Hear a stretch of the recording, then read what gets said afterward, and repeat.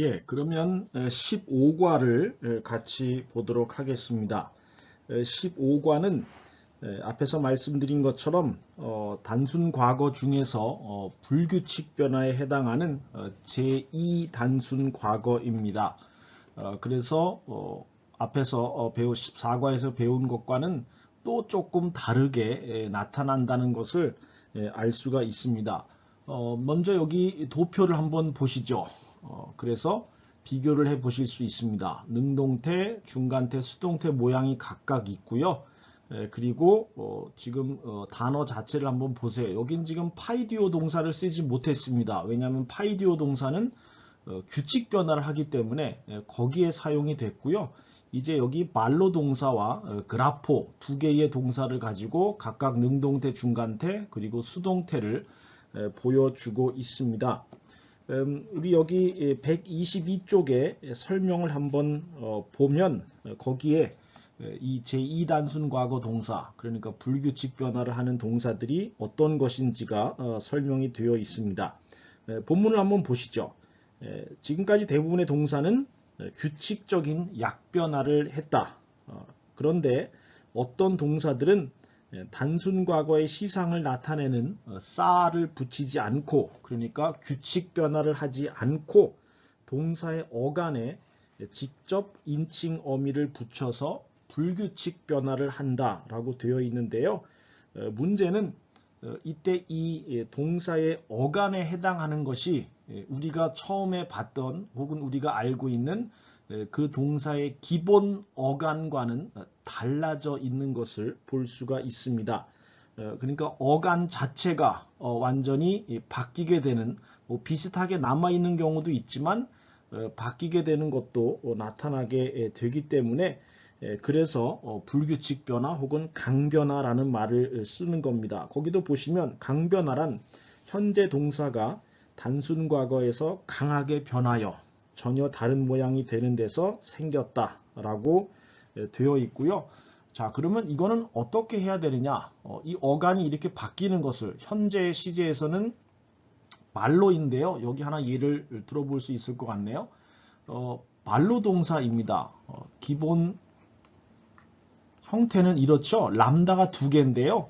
여기 지금 과거형을 보시면 능동태, 중간태에서 어간이 말, 람다가 하나입니다. 바뀐 겁니다. 원래는 두 개였죠. 그래서 현재 시제나 미래 시제, 심지어 미완료에서는 이 어간이 그대로 사용이 되는 반면에 과거 시제가 되면 이런 식으로 람다 하나가 생략이 돼서 말, 요것만이 어간으로 사용이 되는 경우가 있습니다. 이제 이런 것은 불규칙 변화라고 할 수 있습니다. 그렇기 때문에 이 불규칙 변화를 하는 과거 동사의 경우는 그 기본 시제, 그 기본 원형하고 과거 시제하고 각각 연결해서 외우는 수밖에 없다라고 하는 것을 좀 기억하실 필요가 있습니다.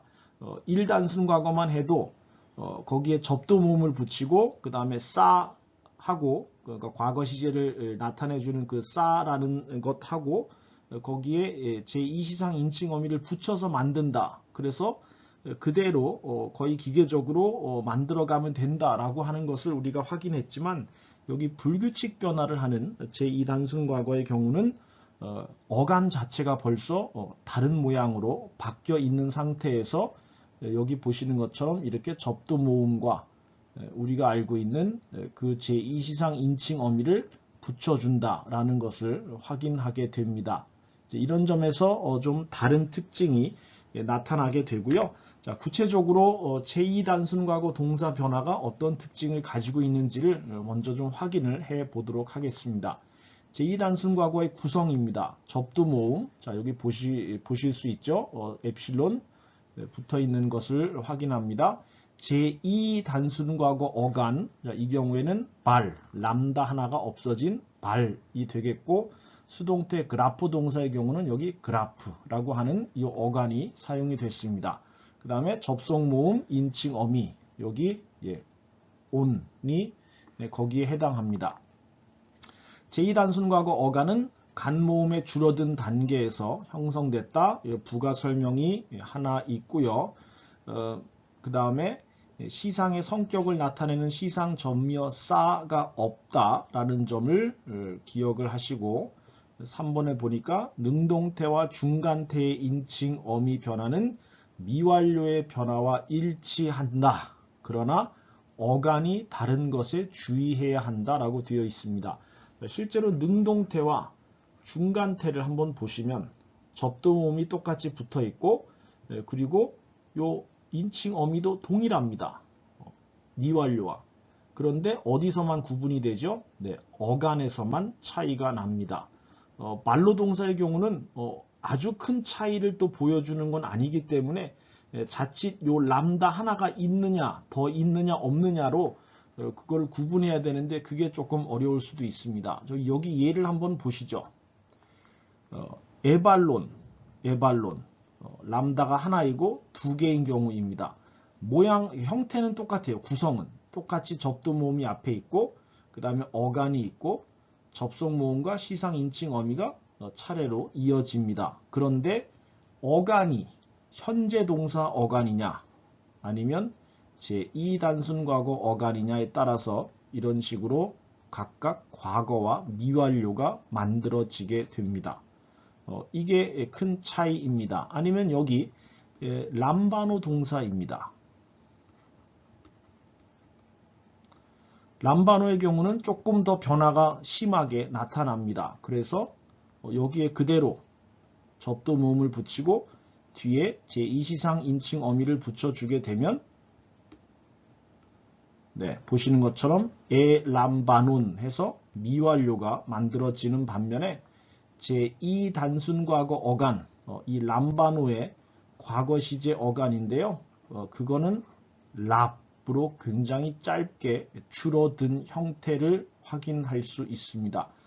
이런 경우에는 여기에 그대로 접두모음을 붙이고 뒤에 인칭 어미를 이렇게 붙여주면 됩니다. 이 경우에는 이것이 과거가 됩니다. 그러니까 같은 동사를 가지고 그 기본 어간으로 만들었느냐 그렇지 않느냐로 미완료와 과거가 각각 구분되는 것을 확인하게 됩니다. 말로의 경우도 그렇고 람바노의 경우도 그렇고 이런 식으로 아주 미세한 차이로 보이지만 실제로 여기서는 앞에 접두모음이나 뒤에 인칭 어미보다는 가운데 있는 어간에 더 좀 주목을 해야만 그 차이를 확인할 수 있습니다.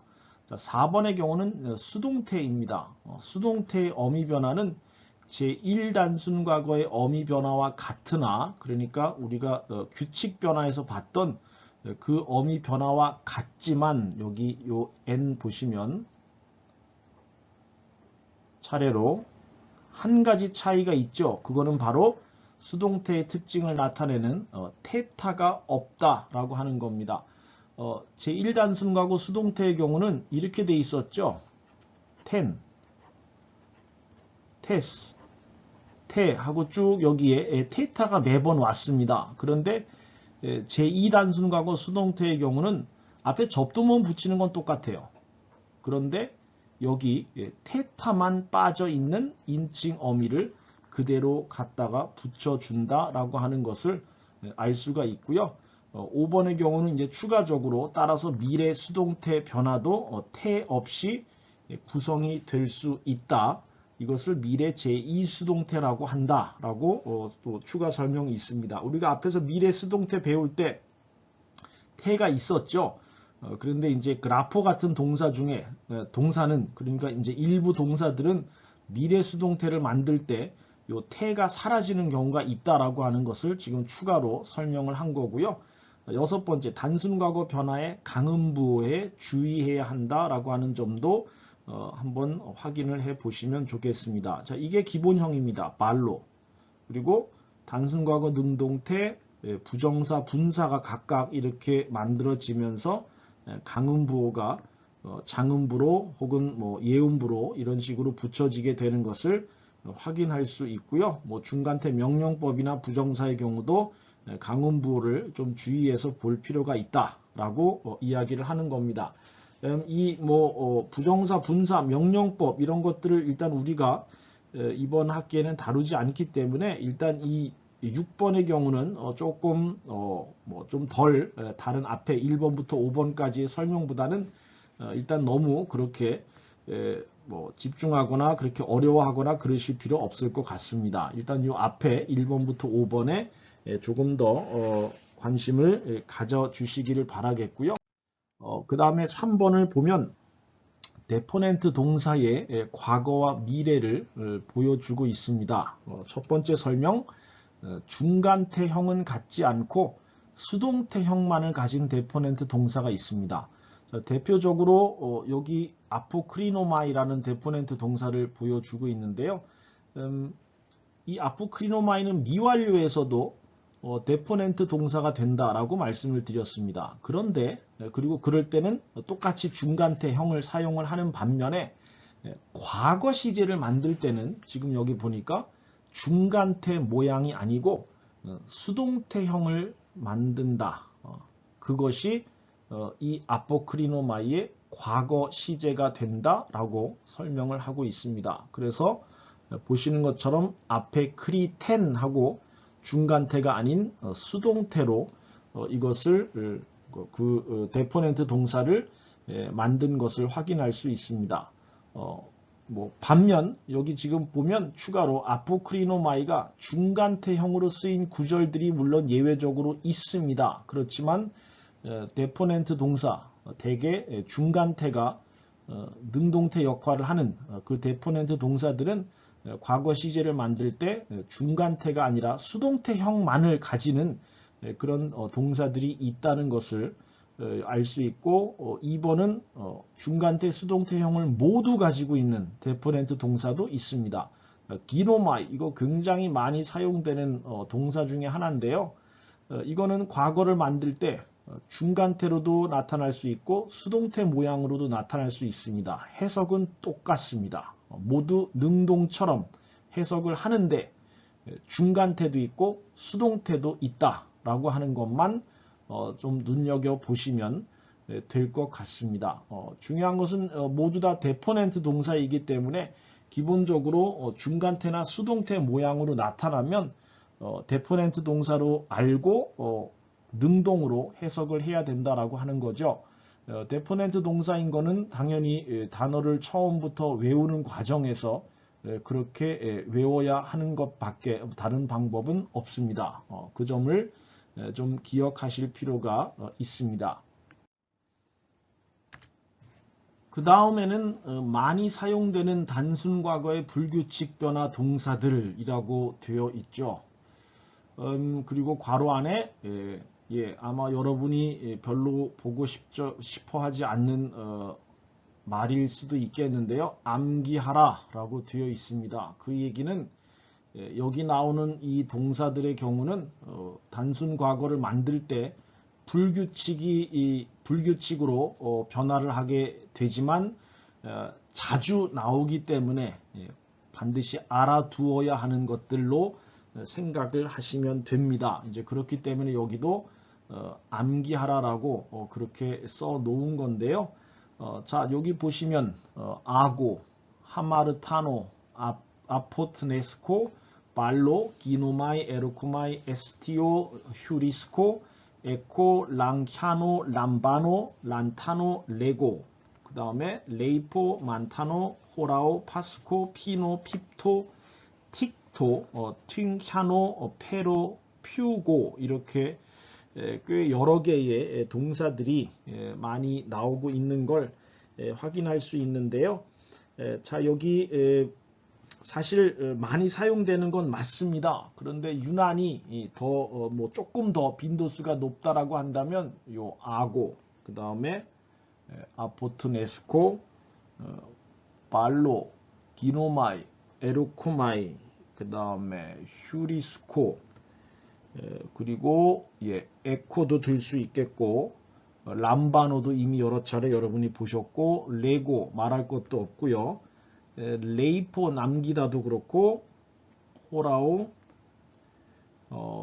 핍토 그리고 마지막으로 페로입니다. 제가 여기 V표 친 것들이 여기 있는 단어들, 동사들 중에서도 조금 더 빈도수가 높다라고 할 수 있고요. 실제로 한번 보세요. 아고, 기본형은 아고입니다. 미래형도 규칙으로 변화합니다. 악소.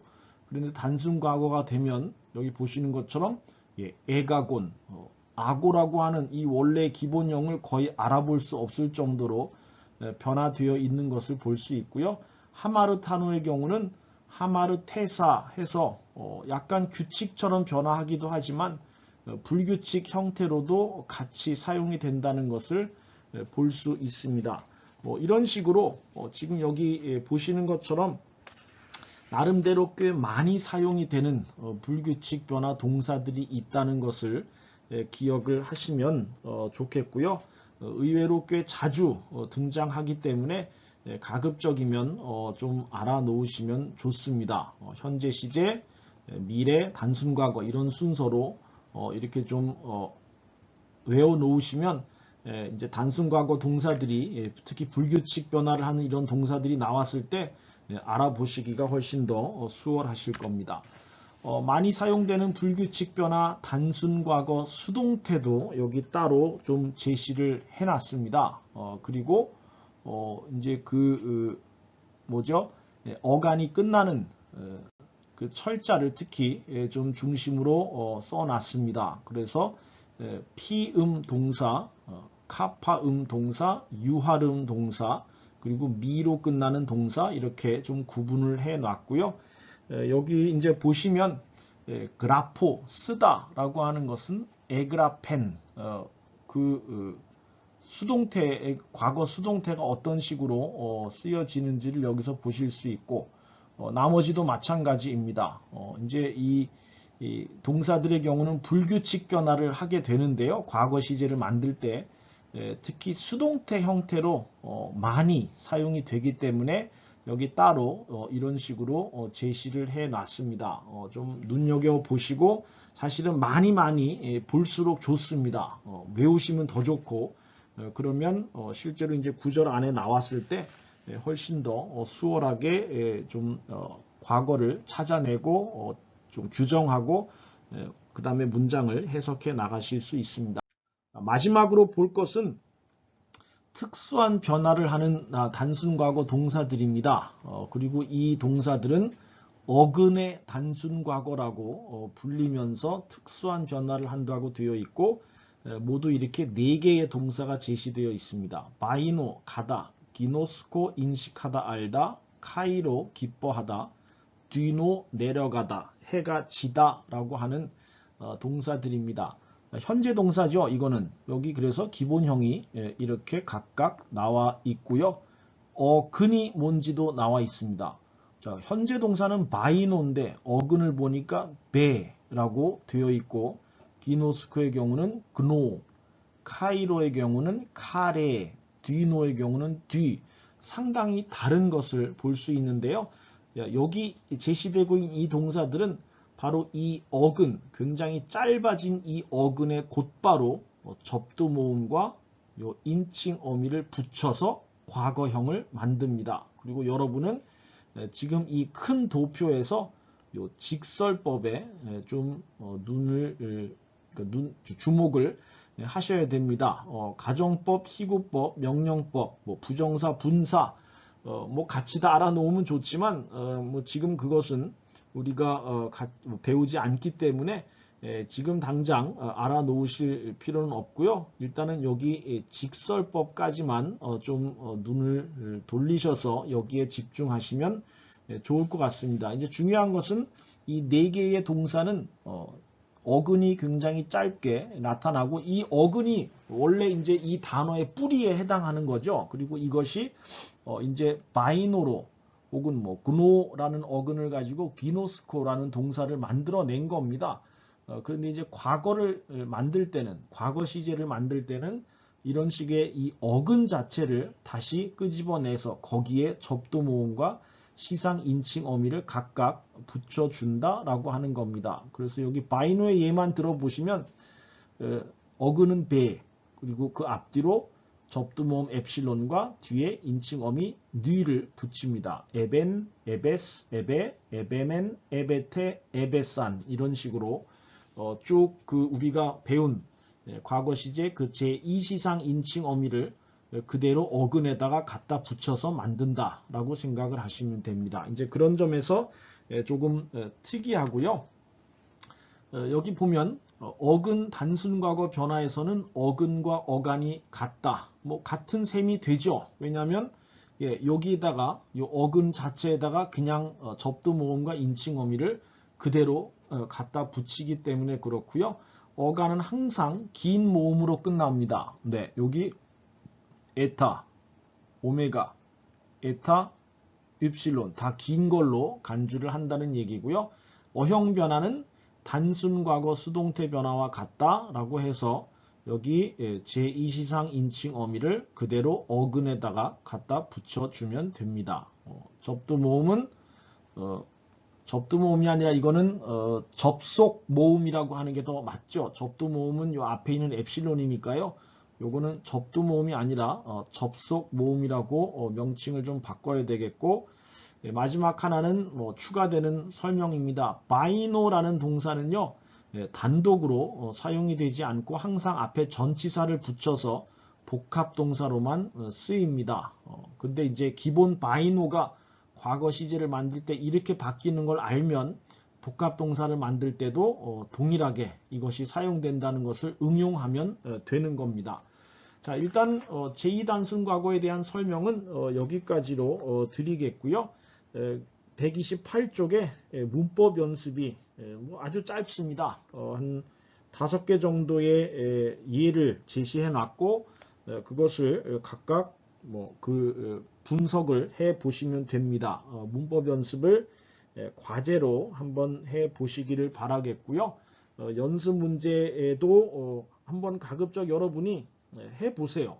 1번부터 5번 정도까지 거기 문장을 읽어 보시고 해답에 이제 구절도 나와 있으니까 거기서 지금 과거 동사가 뭘까? 과거 시제 불규칙 변화를 하는 것은 뭘까?